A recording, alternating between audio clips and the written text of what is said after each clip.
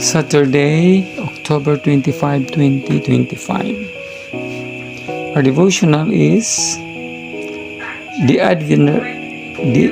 Adventising of Adventist Education, the Avondale Experiment, Part 3. Our text is Hebrews 8:11.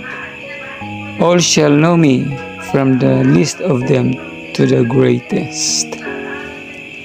Part of the New Covenant experience reflected upon in Hebrews 8 is educational. Central to the New Covenant is knowing God and His will. With that in mind, it is no accident that the post-Minneapolis Revolution that had begun to transform Adventist thinking on the place of Christ and the Bible in Adventism would also mightily shape the fundamental denomination's educational philosophy.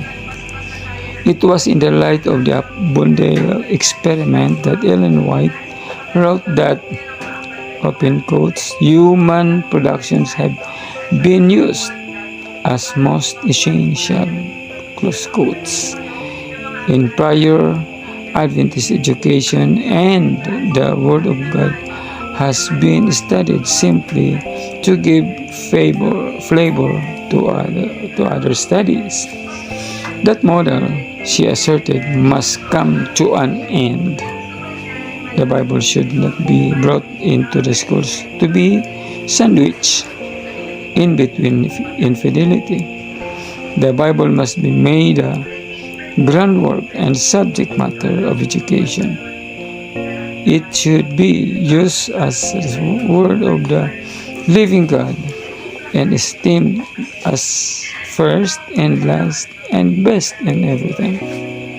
Then will be seen the true spiritual growth. The student will develop healthy religious characters because they eat the flesh and drink of the blood of the Son of God.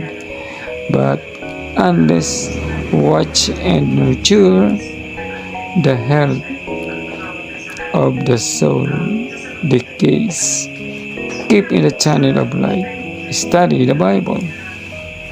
Again, higher education is an experimental knowledge of the plan of salvation, and this knowledge is secured by earnest and diligent study of the Scriptures.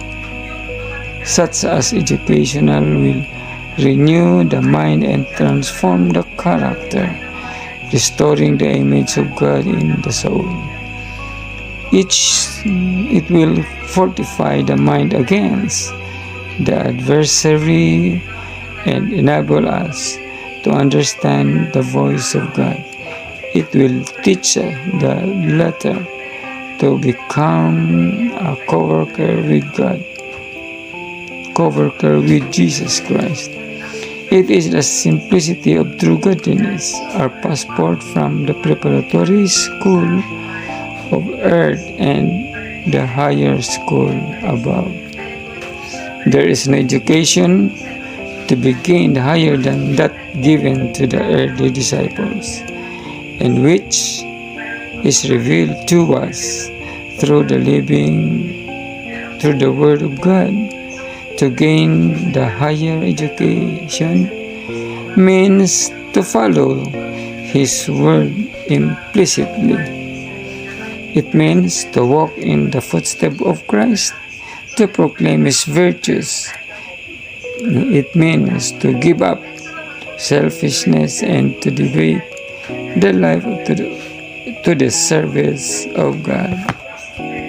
This is taken from the book Lest We Forget by George Knight, page 315.